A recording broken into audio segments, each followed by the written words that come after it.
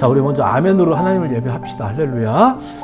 자, 오늘도 같은 말씀을 나누는 우리 모든 데일리 예배자들, 어디에 계시든 예수 그리스도의 은혜와 축복이 여러분들과 함께 하시기를 소망하며 또 축복해 드립니다. 자, 우리 먼저 2025년의 소망과 결단을 또 한번 결단하는 마음으로 고백했으면 좋겠습니다.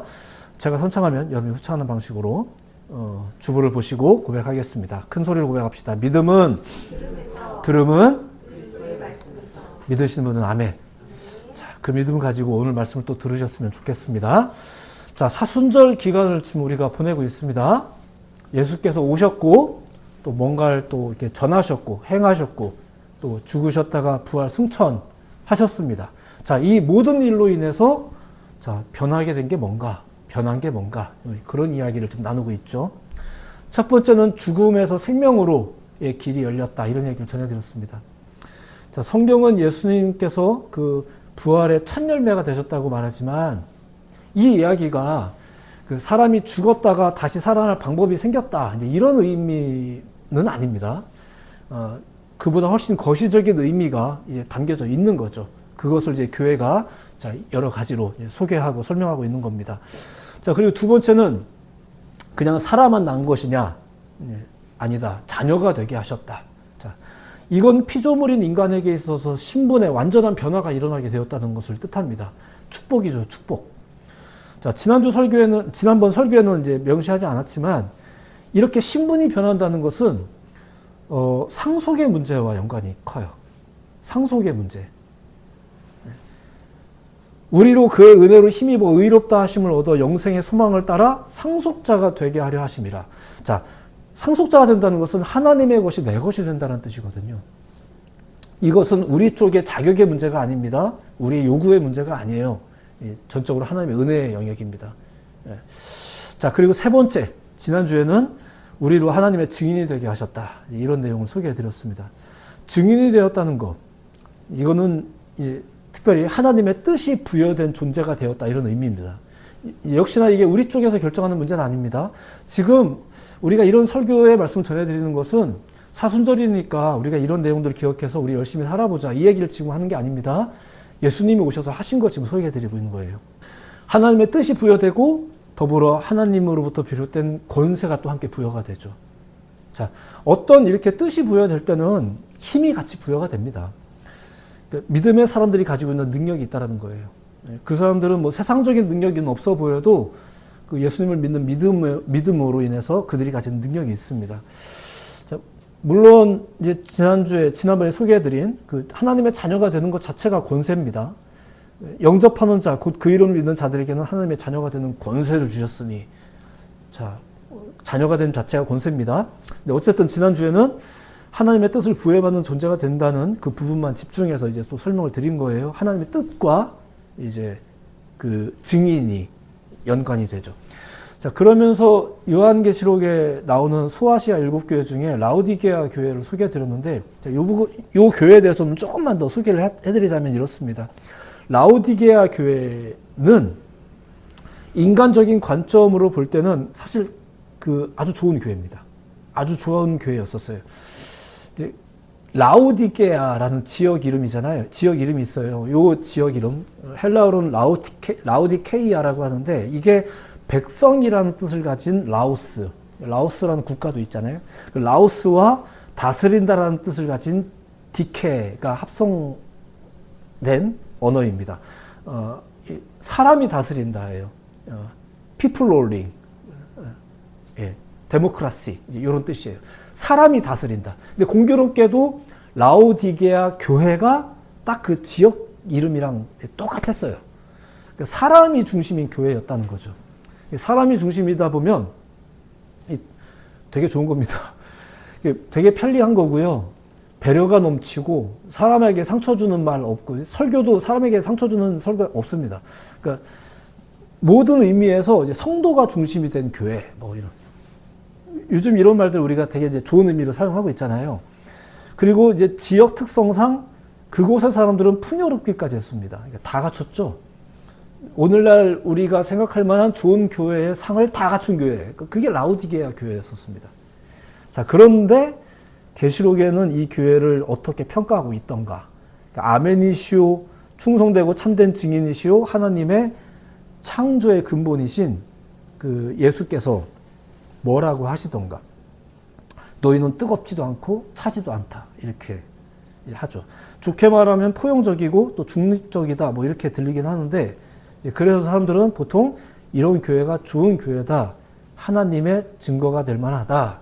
좋은 교회 상이다. 이렇게 하는데, 그게 아니란 이야기를 지난주에 이야기를 해드린 거예요.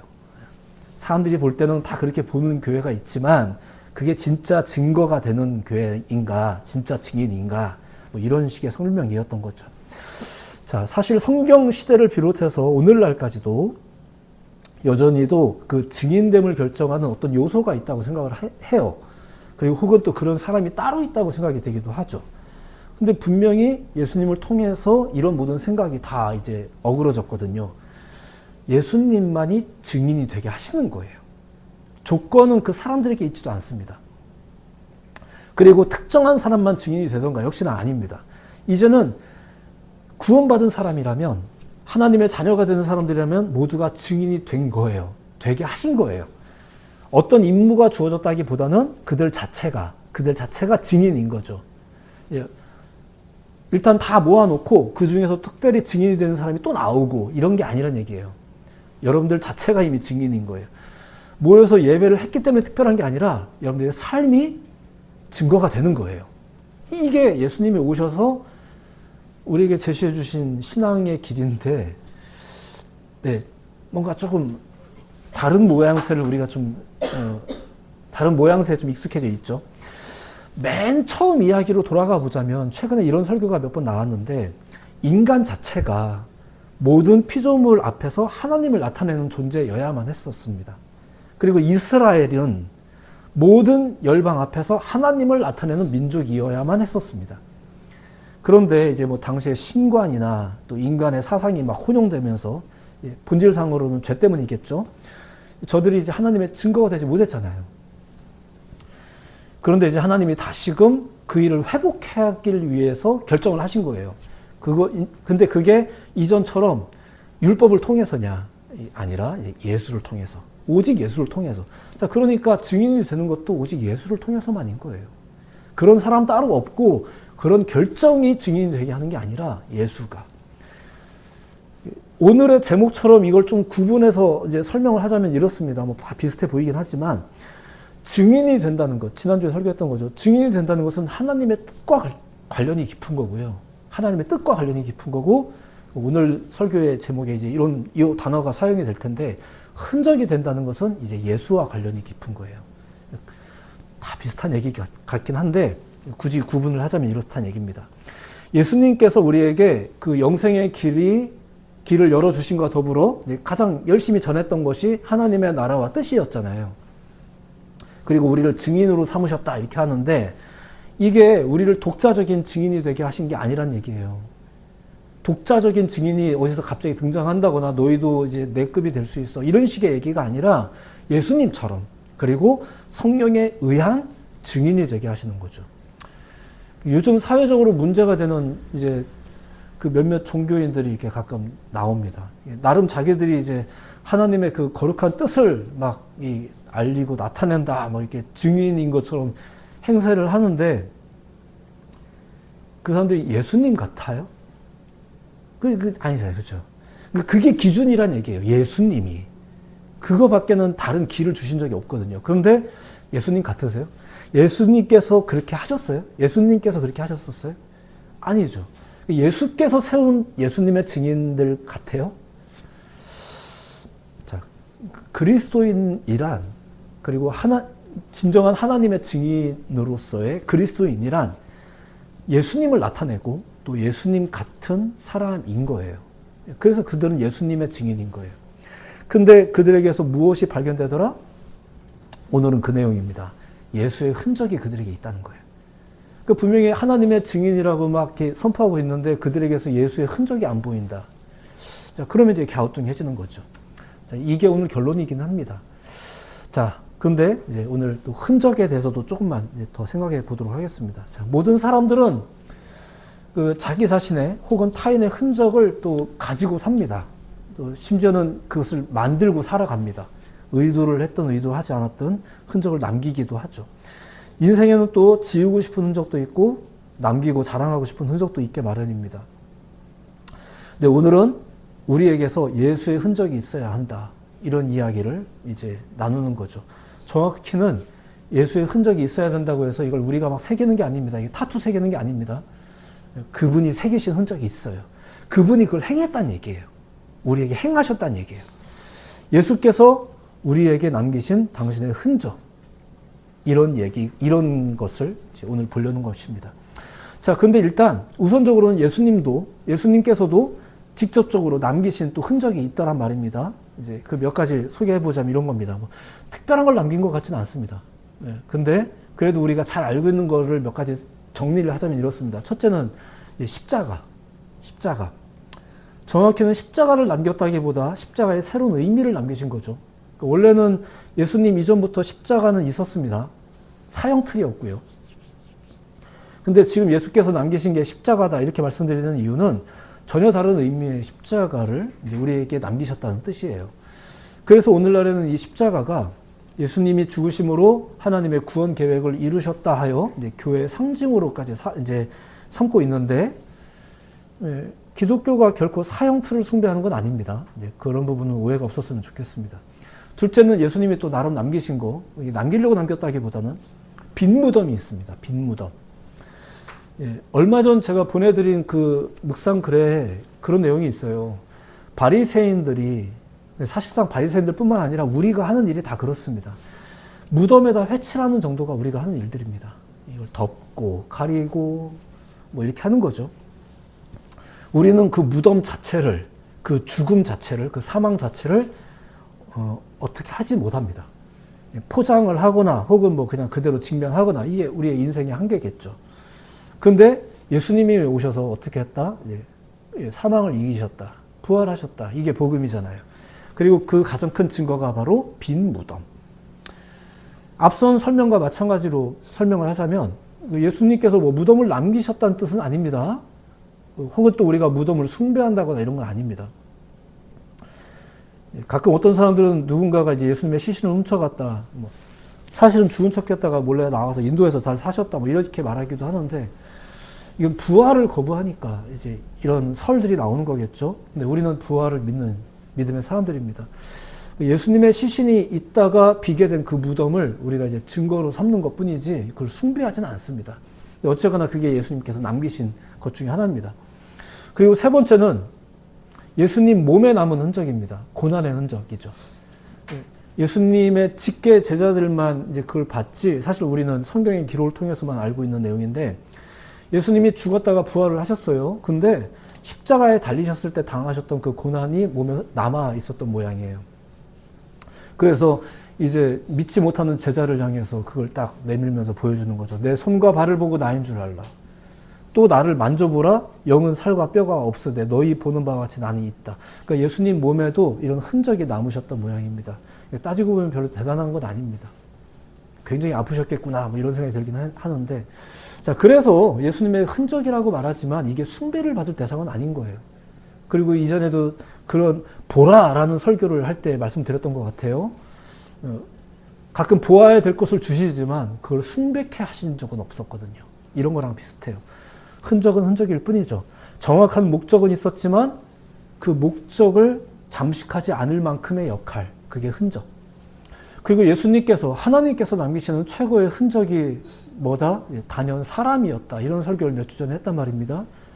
대단치는 않기 때문에 그 사람이 숭배받을 필요는 없는데, 가끔 사람이 숭배받는 모습을 우리가 가끔 보잖아요.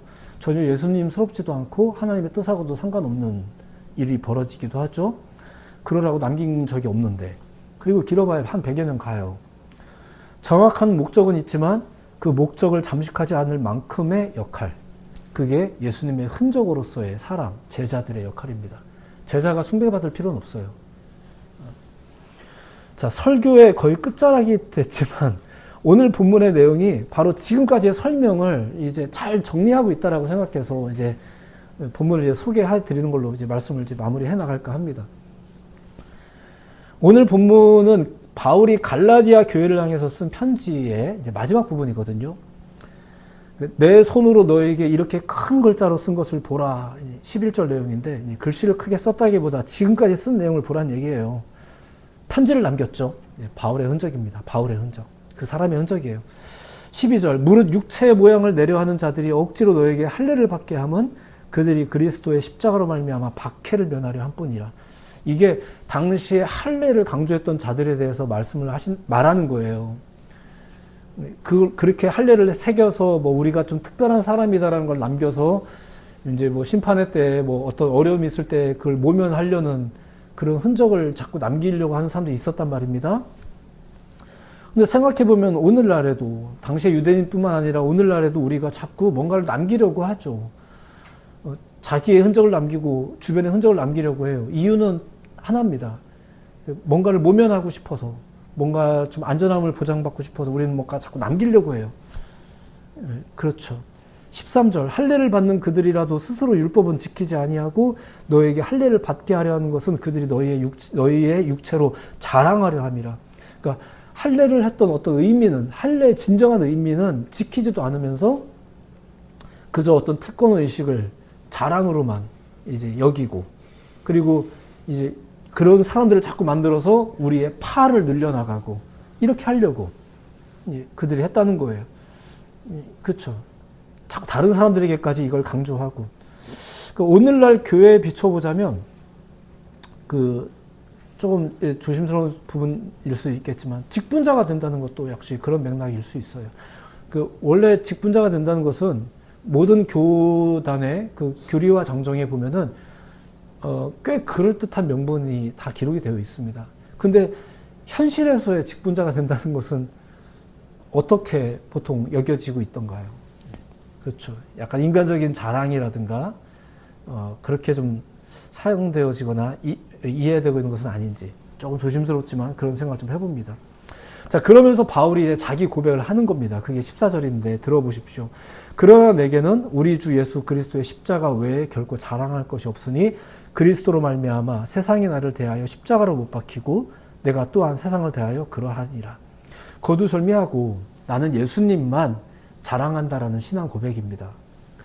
그러니까 우리가 기억해야 될 것은 이게 지금 바울만의 고백이라든가 또 바울의 결단에 의한 그런 것만이 아니라는 거예요. 우리 모두가 다 해당되는 거죠. 자기가 그렇게 마음 먹었다는 얘기가 아닙니다. 자기에게 그것이 새겨졌다는 얘기예요. 자, 오늘 본문 다음이지만 중요한 부분이라서 계속 읽어드리자면 이렇습니다. 15절부터 이제 들어보십시오. 할려나 무할려나 아무것도 아니로되 오직 새로 지으심을 받은 것만이 중요하니라. 16절 무릇 이 규례를 행하는 자에게와 하나님의 이스라엘에게 평강과 긍휼이 있을지어다. 자, 여기서 이 규례는 율법 말하는 게 아니라 지금까지 내가 쓴 글 얘기하는 겁니다. 내가 지금 전한 말들, 예수님을 믿는 믿음에 관한 권면이나 증거를 말하는 거예요. 이게 또 다른 원칙을 말하는 게 아닙니다.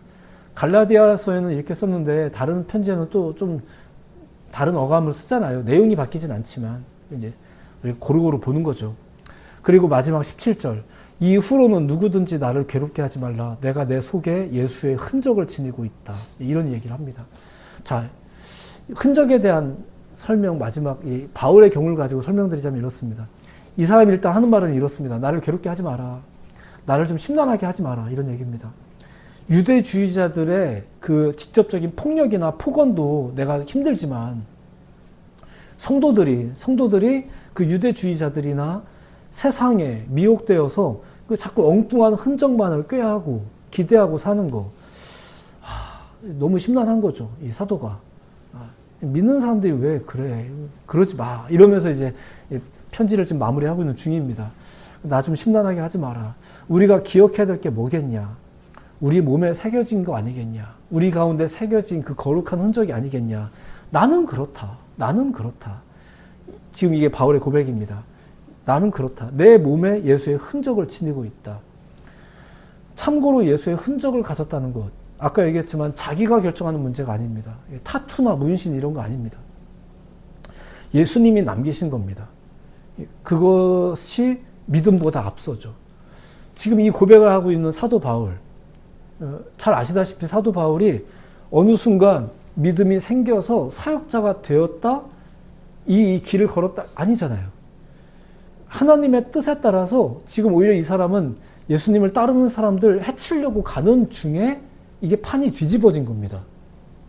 그러면서 이제 사도 바울은 심란함도 경험했고, 식음을 전폐할 만큼 이게 뭐야 도대체, 내가 지금까지 한 건 뭐야 부터, 나는 지금 왜 이런 일이 나에게 벌어지는가, 이런 걸로 심란한 일을 사흘 동안 식음을 전폐했단 말입니다. 앞도 보이지 않고. 그렇게 된 겁니다. 자기가 한 게 아니라 그렇게 된 거예요. 나에게 그런 흔적들과 추억들과 경험들과 사건들이 새겨졌죠. 내가 그렇게 한 게 아니에요. 그렇게 자기 몸에 새겨지는 예수의 흔적, 그거를 나는 지금 그걸 보고 간다라고 지금 바울이 고백을 하고 있다는 얘기예요. 우리도 마찬가지입니다. 지금의 설교의 전체적인 맥락을 가지고 말씀드리자면, 예수님이 오셔서 변한 게 뭘까? 예수님이 하신 게 뭘까? 여러분들 가운데 그 흔적을 남기신 거예요. 여러분들이 예수님을 잘 믿으려고 내 몸에다가 내 사랑을 새기리라, 내 몸에다가 그 여자친구 이름 새기고다, 이게 아니라, 내가 결정하는 게 아니라 그분이 새기신 걸 지금 여러분에게 소개해드리고 있는 겁니다. 여러분들 보고 마음 다잡으십시오 얘기하는 게 아니라 새겨진 걸 지금 소개하고 있는 거예요. 그걸 보는 거죠.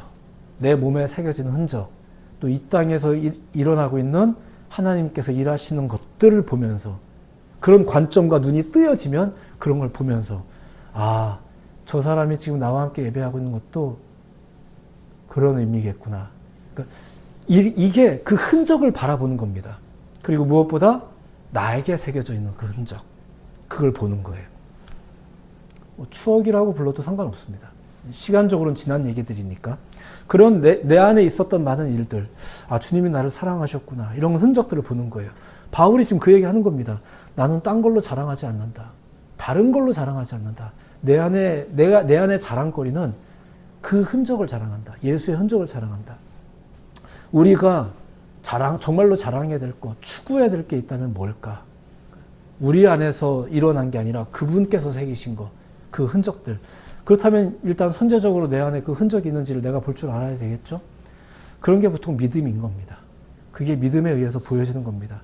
그 믿음에 의해서 우리가 하나님이 지금도 살아계시는구나 라는 걸 보고, 하나님께서 하신 것이구나 라는 걸 보고, 아, 나도 그렇구나 라는 걸 보고, 듣고, 그러면서 또 행하게 되고, 그러면서 증인이 되는 거예요. 하나님의 뜻이 이런 것이구나. 하나님의 그 큰 뜻에 의해서 독생자 예수님이 나를 위해 이 땅에 오신 거구나. 믿고. 돌고 도는 이야기가 아닙니다. 그 안에 머무는 이야기를 소개하는 겁니다. 그래서 우리가 증인이 되고, 별도의 증인이 아니라, 예수님보다 더 고급진 증인이 아니라, 그 예수님께 매여 있는, 예수님이 새겨주신, 예수님만이 행하신 그 구원과 그 믿음을 우리 가운데 새기고 우리가 증인이 되는 거죠. 우리 데일리 처치 예배자들 모두가, 이 말씀을 듣는 우리 모든 예배자들이 그렇게 예수님의 흔적이 여러분들에게 있음을 믿음으로 바라보시고 또 확신하시고 그걸 자랑으로 삼으시는 여러분들 모두가 되기를 예수님의 이름으로 축복해드리고 싶습니다. 여러분들에게 있는 어떤 그 멋스러움, 신앙인다운 멋스러움, 우리가 생각하는 것들이긴 하지만 그게 진짜 멋이 아니고요. 그게 진짜 멋이 아니고요. 우리가 다니는 큰 교회, 우리가 참여하는 제의적 프로그램, 교회가 제공하는 많은 서비스, 이게 우리의 평안함과 우리의 자랑이 아니고요. 나 자체가 자랑이, 나를 구원하신 예수님으로 인해서 여전히 내가 나를 보면서 좀 초라하다고 느낄 때가 뭐 계속 있지만, 내가 자랑일 수 있는, 하나님이 구원하신 내가 자랑일 수 있는 그런 여러분들이 되셨으면 좋겠습니다. 아니, 그런 여러분으로 이미 부름을 받으셨습니다. 그게 그분이 하신 일입니다. 그러니까 우리한테 필요한 건 그 믿음을 가지는 거예요. 그러면 이 시간에 모였기 때문에 예배한 게 아니라, 이제 이 예배가 끝나고, 이 모임이 끝나고 흩어졌을 때 여러분의 삶 가운데 예배가 성취가 되죠. 왜냐하면 여러분들이 예배자니까. 그게 하나님께서 기대하시는, 예수님께서 기대하시는 인격적 신앙, 인격적 예배의 모습인 거예요. 시간과 장소와 형식과 틀이 제시된 게 아니라 구약 때는 그렇게 했단 말입니다. 그리고 이 랍비라 불리는 사람들이 그거 법률 또 10가지로 좀 부족해 보였는지 막 수만 가지로 늘려놓고 지키게 만들고 하다 보니까 도저히 안 지켜지는 사람들은 배제시키면서 우리의 완전함을 꾀하고 이게 신약시대 그 지도자들이 했던 일이잖아요. 오늘날도 그런 일들이 벌어지고 있잖아요. 누군가는 배제시켜가면서 하도 뭐라고 하니까 그냥 문 걸어 잠그고 우리끼리 이 안에서라도 열심히 찬양하고 기도하면서 열심히 신앙을 애는 쓰는데 뭐 그걸 나쁘다고 말할 수는 없겠지만 그런 시대를 우리가 살고 있어서 좀 안타깝지만 나가셔야죠. 그래도 왜냐하면 우리를 증인으로 삼으셨으니까. 그리고 우리를 통해서 누군가가 자꾸 비춰질 거니까 우리는 그런 존재가 된 거거든요. 이게 잘못 걸렸구나가 아니에요. 이게 진짜 큰 축복인 겁니다. 진짜 큰 축복이에요. 여러분들이 복인 이유가 그것입니다. 다른 게 복이 아니라 일이 잘 풀려서 복인 게 아니라 그냥 여러분들이 복인 거니까 주님이 그 일을 행하셨어요. 우리는 그 이야기를 지금 이 사순절 기간에 나누고 있는 중이고요. 더 열심히 삽시다 이 얘기를 하려는 게 아닙니다. 이거 좀 압시다 라는 이야기를 전해드리고 있는 거예요. 그리고 믿읍시다 라고 제안하고 있는 거고요. 여러분들이 그런 존재임을 믿으시고 예수님의 흔적을 지닌 자로서 새로운 한 주도 살아가시기를 예수님의 이름으로 축복해드립니다. 그런 여러분들에게는 앞서 중간에 이야기했지만 권세가 주어진 겁니다. 그러니까 우리는 뭐 대단한 걸 우리가 하려고 하는 건 아니에요. 그렇게 하진 않아도 돼요. 엄청난 스피커로서 사역을 하지 않아도 돼요. 내가 뭐 기껏 해봐야 한 주 동안에 뭐 한두 명 만나겠지. 괜찮아요. 여러분들에겐 권세가 있으니까요. 그 권세가 사람을 바꾸고 시대를 바꾸게 돼요. 적게 모였다고요? 예수님 12명 몰고 다녔어요. 이제 아무 상관없어요. 그분께서 하시는 방식이 있어요. 아마 사람들이 그렇게 안 볼 수 있어요. 의견을 듣기보다 메시지를 들으세요. 그리고 믿음을 가지세요. 그 믿음을 가지고 살아가는 여러분들 모두가 되기를 다시 한번 예수님 여러분 축복해 드립니다. 기도하겠습니다.